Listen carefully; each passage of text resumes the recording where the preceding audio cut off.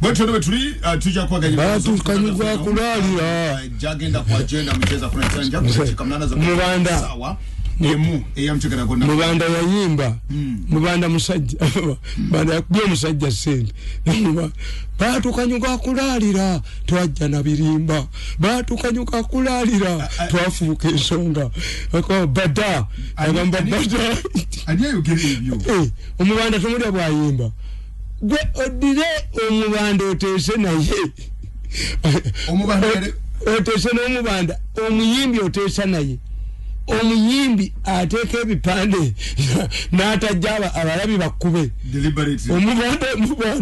omubanda yamukubye naye nze kyensasidde ku mubanda kasita bano be bagambye kati basekeze ennaku ezi yabagambye 6 Bobi Wine struggle ye erimba mafia Tamale anti yabagambye ono ye yayogedde ngere kikuwa ye yayogedde nti omubanda yatuddukako omubanda alina sayi kati yono kyayagalaje gwolowooza nti emikono gy'abana abala tegiriiyo bano abayiseemu bano ogamba omubanda alina ekibiina ekirina abantu serauti Uganda nti emikono gikyalaalidde omanyi bano balagidde ogenda nezinzimiya balagawa n'obufaliso n'obulambuzi emikono gikyalaalidde anti kakati anti ekibwekweto wekigire anti ekibwekweto wekigire ekinoonya kamiri kakati nze kambabule bannaye Museveni ono alina omukisa munene abo abareedi pepo manyi bakuba nti Bobby survives a bullet. Do you know that if Bobi Wine was assassinated, blame yaliyoze ku Museveni ngabe yabba balala mwaruwa even now we read the paper yabikuba ebyobusiru nti Bobi Wine survives a bullet. For nange nalindo was anti Museveni yalwanyisa ekibiina kya Bobby kozo omusajja yakirwanyisa yamubba Bobby yadduka n'ekibiina naye kasita bano be yagambye okuddayo mu nnaku nnya ez'emiya 6 n'obufaliso obutono n'obulangiti n'emiti gya sabbuuni yonna ne toilet paper gye balaga simanyiyo kasita Bobi Wine bamuteekamu linda katono tamu nti bwabo be bamuteekawo Jose Chameleone aine nkwatagane Bobi Wine baali bamutaddemu Jose Chameleone wabano ne Bobi Wine wabano kati Bobi Chameleone ajja dibbi buloko nanyi yabalagira eyingire wa Bobi Wine mu rising Bobi Wine n'abagobamu falling out ne Bobi Wine Bobi Wine ye mukukibaza alaba ngasobola okulwana n'omuntu oyo ate katamaze hamumaze Bobi Wine amaze so Bobi Wine kati anti Bobi Wine kati ekizibu kyayina nti ono bamugambye akiteeke mu buwandiike ti yaleeta Bobi Wine n'amuwa ne ssente nga baagala kusuula gavumenti ate ripooti y'abano tenywa Bobi Wine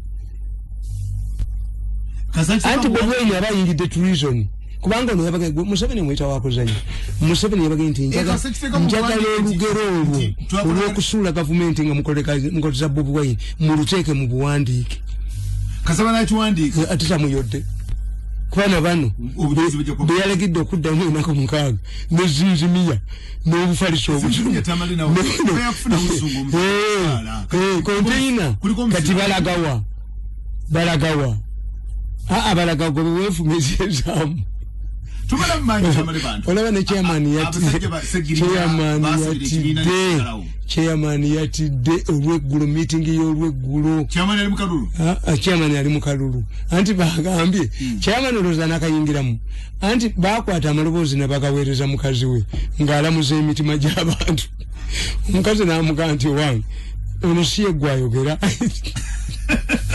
kakati baabana ba people power yali yali professor yamugaa nti Mirundi talina malisa etuukaawo Mirundi gwe takuyina Mirundi batumwebaze ajja kumusaanyaawo Mirundi ajja batumwebaze era bo baatuka ekiseera ne balowooza tisobola musonyiwa kunsimuka bbiri n'omugulu alisembayo alya nkima mbisi Kongo mu kibira ngowulire omulenzi oyo tadi sigaza ttaka wano nakamu Kampala kitaawe talina Luganda nakkulubya you kill me 7 years okay vaye you kati bado onchute mu analysis obuze Bobi Wine emikono gikyaganye lwaki ande ngubu yabako boga ntebagirina yakubirayo kyoga anti kakati Bobi Wine kasitajogerwako mu bano bye yagambye tinjagala olugero olwo olwokuleeta Bobi Wine okusuula gavumenti Abamerika bamubabbeko muluteeke mu buwandiike mukomera no munnako mukaaga so you're right n'obufaliso obutono ne bulangiti ne container anti yabagenda nti apology ebeera written an apology bagenda nti you feel right enough ate baakikiriza nga buli omwana onya kudduka bagenda bamulabangako nga mukambwe nga bwali yes President Museveni chibukamwe no is right kuganedda family members bo abali badde bakuyamba ate bakuvunike nga batamale bana nga tefe abatayina kitufunyemu fe tukulwanirira omuko naleta fai nga ye alese 2 million kits alese ambulances alese tons of wound sanitizers akole trillions instead of helping you to solve the problem nti abana badde mu somero Museveni had to bypass the SPOs examination education abana badde badde mu somero omukole si namukwata babimiso yamukwatya mu motoka ye eri insulated we must make a true we have make a true obadde mpakusoma wano kubanga njagala analysis ku kalulu nakitugenda okuyingiramu tugenda katandika sawa yonna akawano NRM etagala ne reconciliation by independence nze nabagambye nti gundi Museveni ogambye page meka page 32 nze nabagambye wampadde kusoma page President Museveni alime kuba n'abana n'abantu bano abaleke babakube tawa muntu yenna ssente nezona zisibe kakati abantu ezono omugagga yamakeze 500 billion to bank loan billion ata billion 10 isenda musawande ate billion ate bano bagundi bani abo ba professor yabawa billion bagende bakole research bamukomezewo report ku bantu kiba abasana okuwagirwa nebagikola billion mukaaga era babalina anti byonna kati babi anti baddeyo byonna ekyabadde entebe eggulo kulokoka ani yabikola mwatandika kubanga bwe batyo bwe beyolera Bobi Wine n'abeefuula anti kakati Bobi Wine omuyifudde ojja okwata abantu 13 bwe banakwefuula ani nange kyembagamba nti ono byaliko tabibala bebana mwana wasaani nifakati mwekamba buulye miscalculation.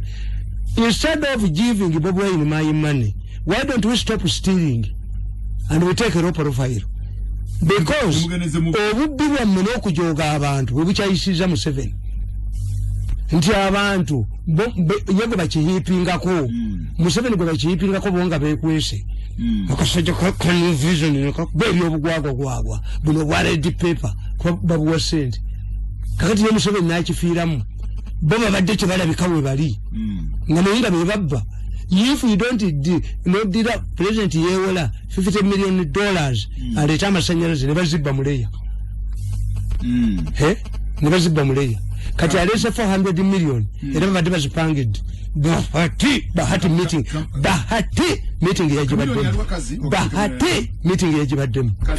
bahati empale tekyamutuuka yasaze kiro ze yasaze ono namulabye nga bava entebe yabadde alemedde ku ttooyi profesa yamusikiseeyo ewe profesa anti gye batuukidde bulijjo erisi yaba n'amaanyi nga gye balaga ate kati tebakyafayo nakufayo mbakwatanga bwenjagala bafudde entebe batuukira mu mbabambule wamamba bambule mbakube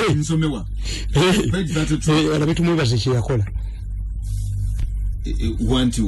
RDCs abato balaba anti kebera wano wagamba nti twas amazed when the state house official akasajja kano batandikadde okusuula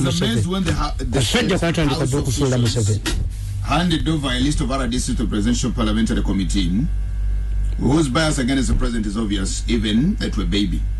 The committee recommended the sacking of the RDCs because they knew that it would undermine the president. It was intended to prove that the affected RDCs that the president could that the president could not protect them. In my opinion, Parliament cannot verify, I think it was everyone's academic qualifications. This is the role of the courts because the parliamentarians themselves have had this problem and they have always been referred to the courts of laws.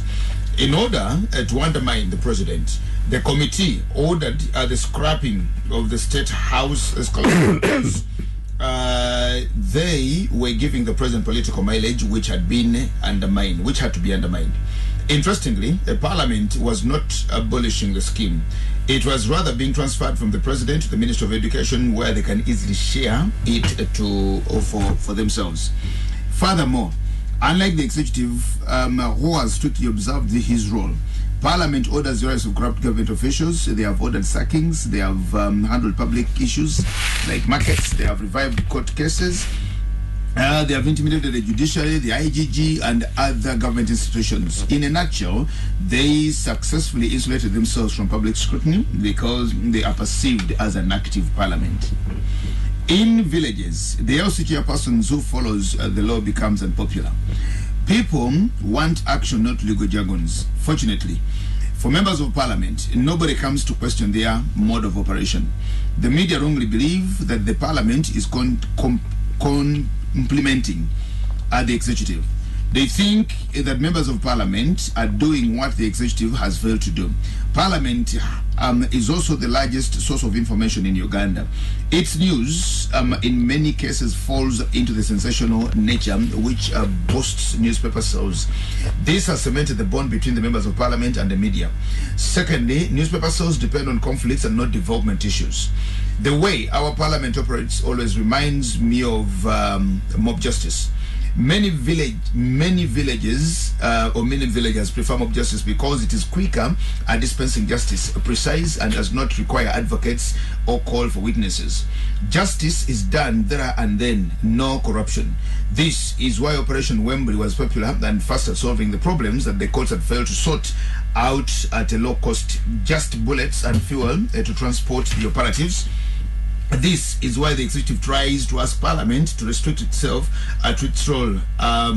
It attracts when executive tries to ask the Parliament to restrict itself to its role, it attracts public anger because people see this as an attempt to undermine a working Parliament. Then tugenda ku ambitious young MPs. Nanyanyola Parliament yamu. Kasome. Kasome. Hey.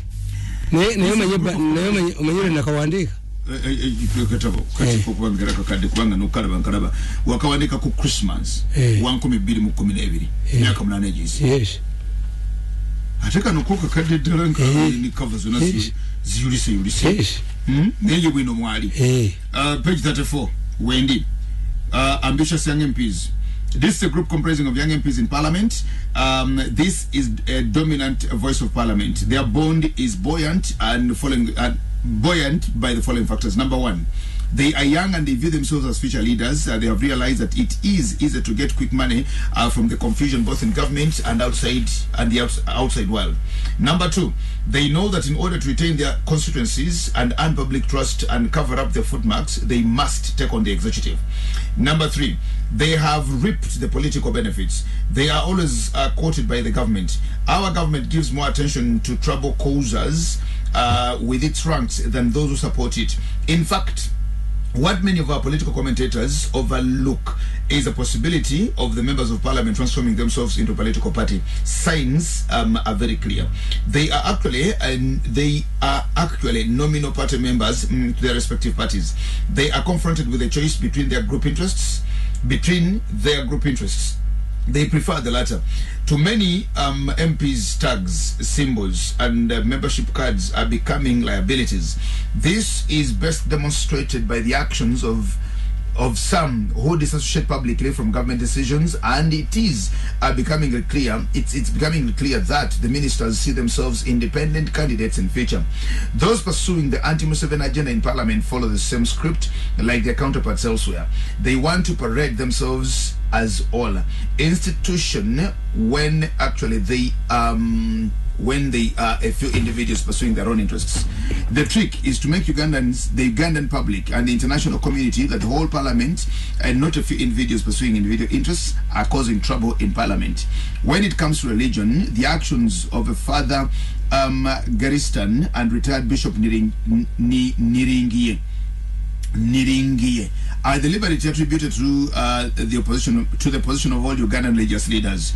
I landed on a document which some religious leaders had authored as a pastoral letter, and were giving those appending signatures a million turn on last Easter's summons.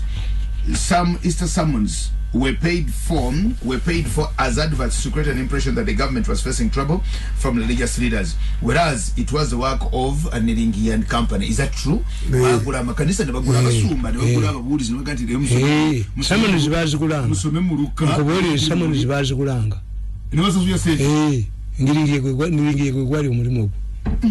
Yagamba nti avuli so tali retirement ababulizinga babasente nyingi emilioni 5 ngoga nti lwaki ffe tubibona ebintu bino ffe ekituwonyesa ebintu bino tinamba bikola bamanya nti oyo mugezi temumbubuulira kajja kuloopa so nga biseera bisinga wali badde oli muyinja le time naawe sente n'okola ki because they fear us tuwonerawo ndikakati Mirundi gye mwanteeka sente mwazibbanga bubbi kati naalibbye eki noyinza kusanga nga ndi mubbi but I was not given a chance to steal money. Sente babanga wonzibe kakati nkubuulira negamba ti omwana oyo tumwebaze yatandikirawo Kamalize wana Tamale. The discredited non-government organizations like the Law Society are part of the scheme. The Teachers Union, the women and the rights groups joined the bandwagon. Makerere University was setting up a fellowship under Niringia to teach the religion and good governance. This was a strategy to use the university students for the Walk to Our Crusades. This attempt also failed. The Teachers Union faces a credibility problem. Its members were more interested in knowing how the union utilizes their money than their law salaries. In other words, union leaders have no credibility to take on the government when there are rotten skeletons in the Law Society's cupboard. In the case of the Law Society, its record stinks like a decomposing corpse. How many Ugandans believe in the credibility of the Law Society depending on the conduct of the land friends and the land judges? The president, therefore, did not attack these groups. He isolated his critics from this group. Parliament is also using the same tactics. They are portraying themselves as a parliament and not as individuals. This trick is bound to fail as elsewhere. Secondly, like elsewhere, they do not discuss the gist of the matter. This reasoning features everywhere in their attempts to discredit the president. They don't show us that members of parliament are arrestable. It is as if a taboo or illegal. With their allies in the media, they do not discuss that the parliamentary privileges go hand in hand with responsibility. They do not tell us that members of parliament do not enjoy diplomatic immunity. They are also Ugandans. It is not allowed, and it is not allowed anywhere for a member of parliament to use parliamentary privilege to malign or to discredit others who do not have the chance to go back to parliament to respond. However, Ugandan members of parliament believe that they are above the law. Parliamentarians are disciplined. Parliamentary discipline requires members of parliament to substantiate and to table evidence which is investigated and verified by the investigative institutions of government. A courageous member of parliament can't say the same words or accusations other than to another in parliament. However, Uganda's members believe that they have impunity. This means that members of parliament could not be allowed to discredit the government in the death of Serena Nebanda, invoking parliamentary privileges. No sensible Ugandan should support this. This is not parliamentary democracy. This is nakomao. Ampuliza. Then it tugenda ku concept ya ngobolira nja awonna fete tufuna abali ezaneba understanding mafia policy yes a handbook of current neba no batima kimitwe neba bebo benyini era amasuti togalaba amasuti ngalaba nakwandika 214 amasuti ngalaba nenga nebanda bali pese fete tufuna fabala ya Museveni tetufuna fali tuwaddi kuba fe tulibawo omubiri nti kakati ezo sente zibalidde ku mubanda babadde bateekawo bakusasira baani ne bababbiramu ne bakusasira bayinza okubanga nga babali innocent baye tebamanyi kuba baavaayo naye nga ate abakuba Museveni bali mu njuyi abataddewo Bobi Wine kakati abagamba tumutuli omwana oyo tumwebaze. That's why you anditako nnyo akajonja naye nja musasula nnyo okuva bazze ku short list eya bebayo list tumwebaze gyalimu gundi category A America commandos bayino obuyinza omukima wonna waali to answer allegations of organ extraction ne chairman eri mu category yemu Tamale tumwebaze lwaki tumuleka nti nkubulidde yanerigamu kati muleke omukubye ndasoma lunyirwa tayali nkugamba ntumwebaze yali mu president's office this is 2014 bayina okujjako Museveni mu 2016 baleeta omusajja bamuyita ono omusajja gundi abeera ne ba Sekikubo bamuyitani Tinkasimire yali kawo wetololo nabba embaawo ne bamusiba mu kkomera Sekikubo n'agenda amweyimirira they not seeing each other for the first time omukono gwabwe guvudde dda yes kaakati ng'eri omusajja RDC bamuyita mulowooza ye yasiba Tinkasimire mulowooza ono wa construction is a quiet man nakuze yafika ne muganda nga ali Sweden ali awo ye musajja mukulu talabika kakati nga Tinkasimire bamuleeta uyu ngo bafulanga bamuleeta nga bamuga nti gwo kulya kachiko ka president Tinkasimire ekyamuleetesa nga bagamba nti ba RDC bonna muleeta obuyigirize bwammwe bebaseka banjaawo bonna bakola Museveni tumwebaze yabagoba ne Uganda gwayinako Oluganda yamugoba tumwebaze yali takola ya President Museveni President Museveni yamulonde namu nkubulidde era ne ku luno bagambye we must have local leaders, we must have RDCs, we must have deputy RDCs, an elaborate structure kati yabagambye byonna ne sente ze mutaddewo n'abantu bamubadde mulowooze ennaku mukaaga ng'engalabi zikomyewo wano nga mukirese kakati omubanda kabamuteekemu ne meeting ze yalimu omubanda bw'alinnya mu kwewandiisa tumala mbantu manyi anti bwaba tulizo ni emanyi badeni lukawe serinya ndi kubuli abasubira nti nze namye njagala nnyo omubanda yewandiise nze njagala nnyo omubanda yewandiise nnyo tumukuba akaluluke kubanga omubanda bw'ateewandiisa bano abayayi bajja kutwokya naye ate president oyinza muga nti akola ebintu ku kifuba nti atya nga yayoola Besigye kakati nkugamba baddira RDC bonna abakolera Museveni ne babagoba naye ate bwe bamala obbagoba mbabaza ate abamu yabayita n'abawa ssente ne liteyina era ne baddira abasajja abaali mu Yiso nga baketta Mbabazi ne babagobayo nti bamanyi kuwandiika lipooti Mbabazi ate n'abayita n'abagani kakati mu mutawandiraki oli gwe mukettera alina kyayinza obbawa temuddangamu kummanyiira n'abawe miliyoni 5 ate n'abatwala mu kooti n'abafunira omulamuzi n'abaliwa biliyoni 7 tumwebaze n'azikuba era abantu abamu bali mu kkomera tumwebaze abadde akyasigadde ebweru yazikubbira mu ofisi ya Igigi babira mbatyasi nkubuulire ejjoogo ly'omulenzi ono limutuuse bwe likoma abawano bwe bataamunywe abazungu ne bamwenda kaakati ne bayiye ekirala ne basanga nga mu State House mulimu scholarships nze abaana bange ne basomesa ku scholarships za State House naye nga za president because olunaku olumu baali baagala ozijjawo ne mbaga you people you don't know what you are doing Muganda omugole retains some beer a calabash of beer for his recognized people who have contributed to the wedding kakati wabira wekita ky'omugole gundi mumpere yokulesa bia bbiri gundi oyo musiramu mumpere ekibaza soda gundi ono mumpere yobwekiti ezabakoze bya nembaga this the essence of Museveni scholarship state house scholarship state president yes the beneficiary praise the president the parents praise the president. This is different from government. A government nga bazitwala eri mu Ministry of Education bazibire sikuzijjawo. I fought to these people. Ne poverty alleviation bali bajijja mu state house nti bagitwala mu finance era ng'eyamba Museveni. This is a presidential initiative. Nenga batumweba zabo bali munda mwennyini. Kibula abantu nnyo n'olwana nabo. Kakati era Museveni scholarship baze mujjako. Ne bayimbira scholarships. Kwanze scholarships z'abaana ba Museveni banne be yalwana nabo abaafa.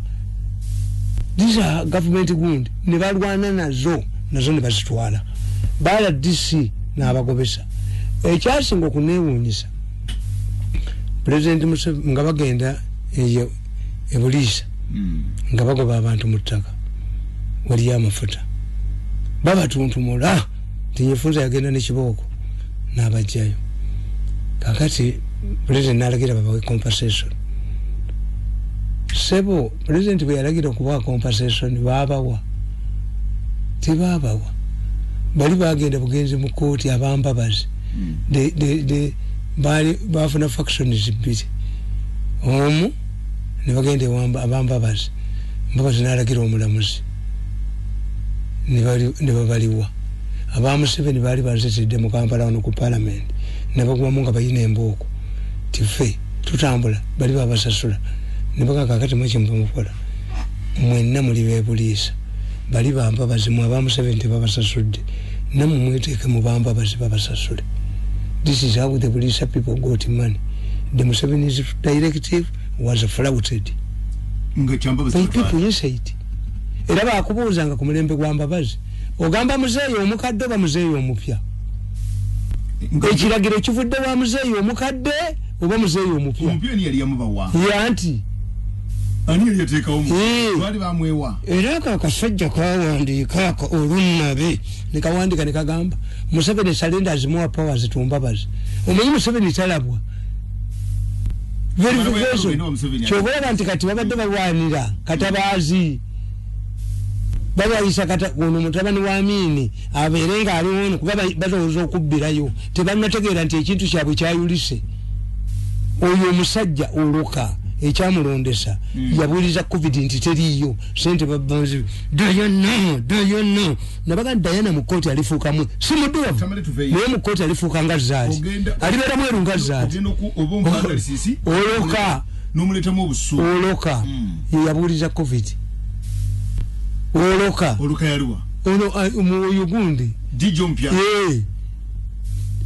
nga gundi bamunywezezza naye abasajja babi kaka bwe baamala omukozesa towulidde ekikugambye nti NOP was registered how security was given money intelligence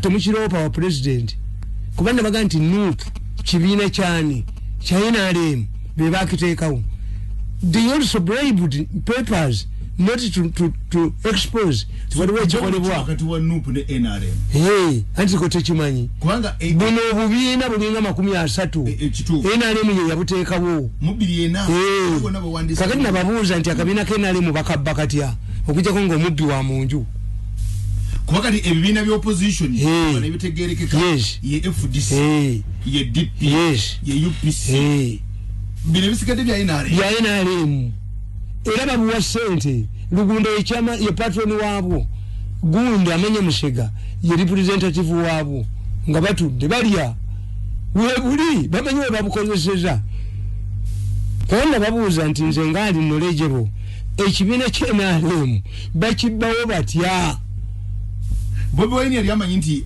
bamubira kya NRM namugazi sirika yisirika era yankubira simu omulamuzira kiyaga after registering it yankubira simu nanga nti why kankubuulire ali tubadde tugenda kulwawo naye kirabika ekintu kyaffe tulangiridde ekibiina kyaffe kwanza I wish you gundi sikulinako buzibu I wish you ndowooza ate bano bamusajja mukulu balowooza kuba bayagala okunzita emirundi ebiri n'abagamba oyo mutabani wange we just disagreed temukola ku kibi kyonna era aninga agamba musajja mukulu ani agandi mutabani wange yabaga temumutta oyo mutabani wange kubanga nze nagenda nga nembatega bwendi balowoozaako nti ndowooza nsobola okujoyininga ki opposition Bobi Wine kati bana bona omwana nga yewaggudde agenze ne baga nti kozi nze mbankuguma ze nsobola kuteekawo gwali ogumaza Bobi Wine anti ze nalimba manyi ngamba wulira bye boogera Bobi Wine akokansako kumwegatako no teyajja tuiza kukkiriza yasisobola kukkiriza naye kuba tokyuka abaana bo baali bamanyi nti bw'aba tatulwanyisizza gwe kyoba omukola tolya bino bye boogera nti negundi kwali ku program is intended to disarm you somebody has rang you tinkoze ekibiina kandi nawe enkuba gy'omukubamu eba ki okakanyako okakanyakuluga era bano okugamba nti aguddewo ekyo ng'anoonya okendeze ku wabala wemutegeerera Bobi Wine nti waabano bano ababodaboda abaana batandika okubba bodaboda nga tebalabwa nga mwenda ali investinze ntumukunde mu bodaboda nga tezikyajja kakati president bwagamba nti ajja kuta bodaboda mwenda n'asala amagezi n'ateekawo abayayi ne batandika okukuba ki emmotoka za gavumenti nenkubira Bobi Wine ku makya ne mugaa nti wayi lwaki poliisi egambye enanga nti ekibiina kyo kyekikuba emmotoka za gavumenti when I have evidence to the contrary omanyi Bobi Wine kyeyaŋŋamba yagamba nti ebyo mbirekera gwe ayina amaanyi gwayagala oba pulezidenti ekibiina ekyo kiri dented gwayagala oba pulezidenti nentegeera nti Bobi Wine nemwenda bali omuntu ki kubaba struggle yaabwe nti struggle yaabwe eri bweti bo baatuwekisa ne bagala tupulizaava awa bugagga okuuma obugagga bwaffe Museveni abeere sacrificed kyabala Mirundi Bobi Wine aganti goyina amaanyi nze atayagala bwa pulezidenti nze n'abakamanda we nze n'abagani kakusomere ku message woteseeko mukodemi wanga Asumani Basalirwa akutumidde akwebaziza agambye tubale program Asumani Basalirwa ali mukalulu ake waabwe ebujiri mukalulu ke waabwe ebujiri bino sabirimu ani Asumani Basalirwa ayanonya kalulu ke bino bigenda okuddusa ba Kamiri tabirimu mukodemi wanga alistede Kamiri okutumidde newa nagambye nti bilioni 5 for Bobby ezo bazwadde Bobby let me tell you ayagala kujja ku bilioni 5 they gave it to Bobby the current 500 billion they are talking about is to sponsor candidates ezo zibadde zigenda kubeera released ne billion yemu yabadde released this is a better half trillion nibara sejo bazirina mukozi no bazirina ati nkubulire budget ya government ate zaabwe nti kakati kankubulire obutategeera bwabwe let me tell you obutategeera bwabwe why do you undermine Museveni because you are running away from Museveni nti agenda kugwa who has created this you for the $50 million that was intended for air yamansanyazi singa temwazibba Museveni would have been popular singa sente z'eddagala temuzibba nga mulwaliro sente mweziri singa Museveni teyavaayo kuba it was a trick ministry ya mukazi we omukolo alese SPOs alisedde kuba miyingo wa PhD if Museveni did not come up to set them aside abaana tebalize mu ssomero ekitegeeza mmwe musudde ekintu abantu banjawulo billion 8 ziri omubanda bamuwa 500 billion initially nadduka kakati omusajja nadda mu puzzle kanaye abandoni omubanda bwe yali alonkinga bondi eje bayita mudamuda yagamba yagala 1.7 ezokola kama so should we think in anti nga yagala kulaga nebesi yetawabulya nti asonze ensonde kubanga Bobby yagala konti okubagala 1.7 trillion yese erimu billion 10 obuwumbiru ebitano yabitwala kwa kulonchi bwamala kwata ebitano ayagala 1.7 bwamala kutwala ebitano nayimba bada omusajja namugamba ekibiina kanki kujjeko ali mu bada ekibiina naye namukubirayo kakati nadduka naga nti ekibiina kitutte Mengo ekimudduse kiweebwa ejjo olwamala okuwangula omusango yakeera Mengo okugenda zeo bategera olutabaalo ngono nga ye Bobi amanyi nti ono bataddewo sente ez'okuwa ba traditional leaders. This explains why the Kabaka quietly appointed Semwogerere n'agamba mbu nja kuza ekirabo Kabaka kyampadde mpisa bannaddiini era ngenda kutuuza ne ba opposition ng'ali ku sente zo. Semwogerere yayise ku lugwanyu okufiira mu kkomera okumuyoola omusajja omukulu Kamiri yadduse Kamiri we bamuyoolera wonna Kamiri mukodomi wange ansaba angamba nti why don't I and him why don't you and me mediate between Omukoko na Vandeka Gigi tekisoboka mtwe ya pusi no that one sultani oyogunde kurubya no oyogunde tumiteri yo tusobola kwata baganya tekisoboka abo bakurubya they have to pay bajabat katifa tujja kugere nabo era kati mu Kampala waliwo mupiira omutono gw'emmotoka baguyita kurubya omunene baguyita kabushengo ogwa tractor kiri bocha they have stepped on men beyambisiddwa nnyo okwonoona abantu tujja kwogera tekiriyo the original genda ewaffe tetulimu nga mu byammwe ewaffe tusaba death penalty kiba kiwedde Tamale kakati mukodomi wangasoma saliwa musiramu nnyo ante biriyo nange ndi mulokole tugenda gattidde ne Museveni yennyini nze kyemutyako nti n'otunuli abasajja nga babadde bagenda kuwamba ye Castro yategeera nti Abamerika baguze mukazi we bamutte Castro n'amuyita bali mu ddiiro batudde bulungi namuga nti pisto yiyo tebagambye okunzita kirimi naawe. How do these people feel? Mirundi ayononye family zaffe n'integrity tekisoboka nabagamba ti emyaka 7 ngimaze mbonaabona kakati kyenkubuuza if the people lifts celibacy nti bafaza bawase kadi n'owamala afunirawo anti afunirawo mugongo guweddewo era bakkiriza ti omusajja twakuŋŋanya 10 billion tuzimuwe n'alema lwaki mumpa billion mbumpe Museveni ebifu n'abasajja tebategeera omwana tekyasobola kubeera mu Uganda mutabani wakajiji ye tekyasobola kubeera ngane n'abazungu nze nane n'abazungu omukwata ajja kutemba ennyonyi nakola omulenzi oyo ajja kutemba ennyonyi ajja kugitemba ennyonyi ajja kugitemba tulebaza ajja kutemba ennyonyi ajja kutemba ennyonyi kujanga nyimire nyo mkairo senta msawada ja kutumide naga nti kale kubita anuze singa mfanake milioni nazo ka nkola akaru data nete sewandaji Bodwayne simuganda we bona basentamu simanyi katende mutani wanga ina kyafu nayo baina kaba muwayo bamwaji tewali balobo nabafanagana Niyeze kinawagiridde ku Bobi Wine kukuba wentunga manamulyamusi namuyigiriza Kampala 500 billion nadduka n'ekibiina Kamiri kakati Kamiri we mumulabira wonna n'omubanda nkuge nti omubanda tannawona why kasaba na bamu implicating mu treason nti batandika naye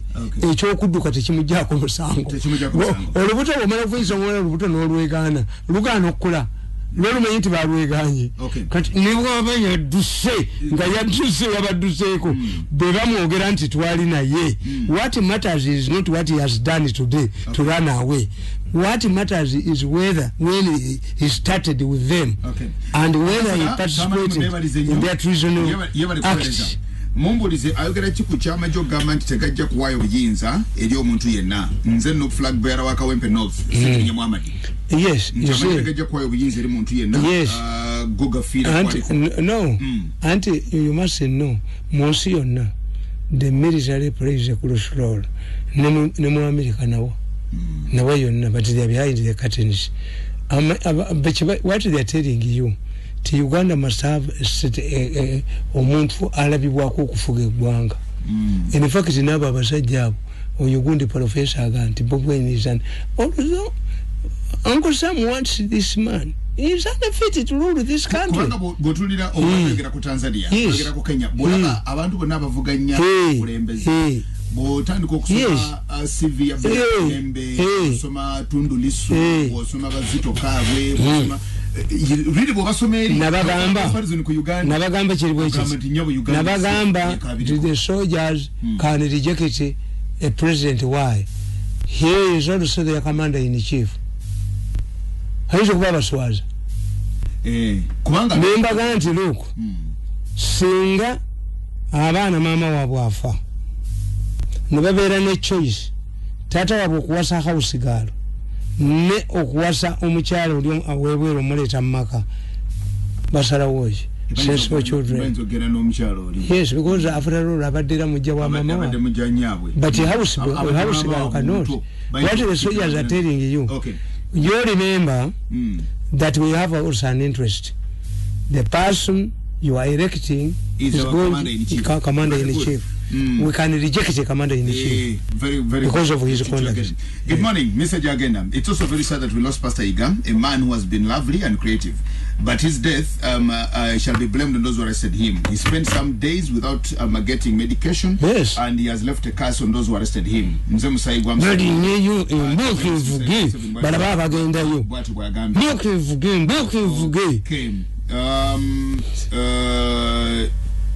Okay. Is there any meaning in the forthcoming elections for Mankakala? Anti ulira ibomba mukoze iyo ka parliament je kuliyo kwa local government okwachi naye kyemba bulira tekulinga okuwedderwachi kubaba n'abasajja kyeyabagambye okuteeka mu buli muntu yenna gwe babadde basimbyewo ku butongole kumuluka kwerusibwa neyo ripoti egenda kuba nnene kwenkanachi. Okay. Waliwo no wanupu komita Sirinya Lukawe. Abuuza naweza message n'agamba nti naye mutabani wa Yohana olwaliro nga tuli bukiikanya. Atemba libukiika. Ati gwa bata kigo yalidde. Ate kitya wulira. Sirinya Lukawe. Wayi wulira. Ngoloza Bobweni ayinza okunyega. Bobweni yetamanyi. Nti yadduse ne sente z'abantu naki. Bobweni zaaweya. Mubuuze Kamiri. Nekajja kakubisa abantu mbukagula mu office sente kazijeri niko bisa abantu tiya kaduse Kamiri as amuraba ka kubesimu mukorewe bwe kaduka pasa mwesi gwa kutumira pasa mwesi gwa ali Tanzania yampereza ku okay Salonga government fecho kuyiwo gogonna lwaki tebakolera abantu yumbi yabuze nandi kyembagamba even if kambubulize abasajja abo ne baleka yokubba n'okusigaza sente zebasigaziza ne bayinvestinga mu bintu nti ukulu kiyata kampuni ekola amata ebintu ebiri productive abantu bababulya nti akakawunga gundi yakakola naye ate batebbeeyi yakasoli era ne balimu omulimi bamugula dondolo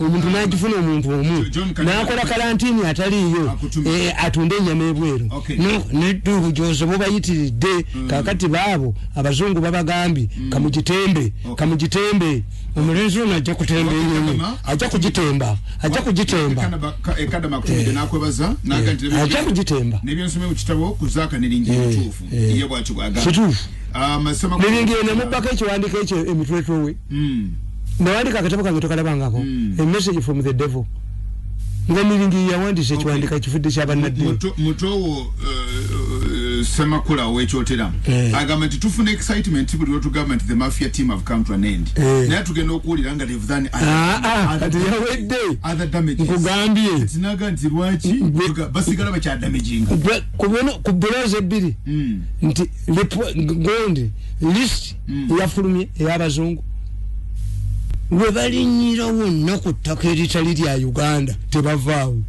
kakati ate bo bano abatundanga organs extracting organs no musajja we bamwogere professor professor yakuliranga professor yakuliranga date wake yatanga yafa naye bamwogere alla amwongere ebisiki by'omuliro kubanga yajja n'ayogera naye mweri chairman bwe lyamugamba yagamba li chairman I'm remaining with a very few months to die. Why should I continue in this trade? For you are old. For us, we are still young. We cannot abandon it. Chairman, Chisaja, Chino Mutumo Mugumu, Naye, Kayingira Kampala. Chairman, Kayingire Nkogere, Urabeni Kobecheranga Bantu. Okay, Ali Kampala. I wasn't to be okay to President Museveni. Banga Banuba never to make a way to road. Or you get to Bamanyumba, family. Ambush, you mentioned again. Ambush, I showed you one. Not a conversation you can fight. Museveni has 3 months. Kubanga wali ozanti ati backward. No, when you are not good at Yumba one cook. Million kids kukumi walioze mumu labako unaendaba je bavudde nkugambye bulijjo sebe bagende ewere bamulinda kuluno yezewe kye bavudde ntebe kusawa nga 9:10 naye tumwebaze bwe yayingidde mu toyi yebase bamujeyo bujja linda kadusagala zamu nkubulira mulaba mutumwebaze mwogere kompara kwa yeko mukama wange nebo wulira nkulaje naye singa tumuteka ko investigations decision yakikola kiri kiti tumwebaje yaliko ati nze nagula kataleke ebitiwano nagula kataleke ebitiwano musafi bilioni 2.8 omwana kajitembe bana omwana mumwekatembe Museveni bwamuleka nze njagala ngezeko katonda na nyamba meeting yabaddemu tumwebaze mu meeting yabaddemu ne bahati yabaddemu talina waawonera munaku mukogo n'okukwata zinzimiya n'akafalisa akatono n'emulangiti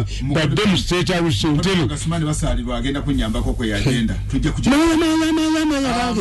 asala amagulu gamulinda gamaya maya honesty Mwidu Muhammad is that true about Bobby Wine byogede ku Bobby Wine nti yagamba kadaga nze mvako ndi munene to waba nene rather atego tobikite sebiriyo ebyo anti kati atusimanyo babuuza nzo umanyi bano batebagala okutugeza umubanda ya mugamba nti senga toina kyosobola kunkola tolina president byakugamba ongobe n'ogaana nti olanya ngobe yangoba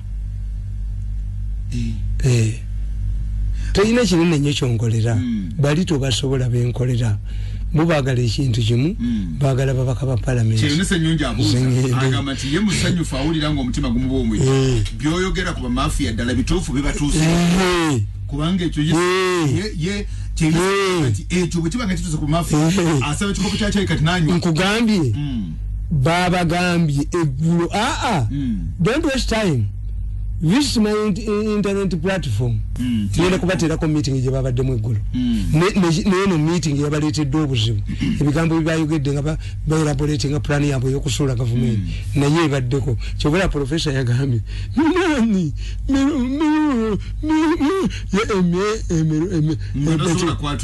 Chairman namutule professor. What are you saying? What has happened? This man has killed us. This man has killed us. You got the access his page.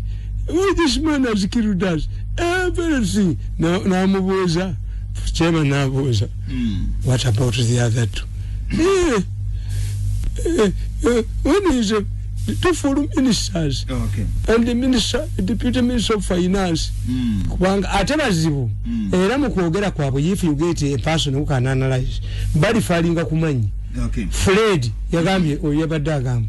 I've talked also to Fred yan. Get out tomogera ko. Yes. Tomogera ko bareke. Yes. Bareke nze. My senior. I will talk to my senior Gond. Minister of Finance. Hitegeza on junior.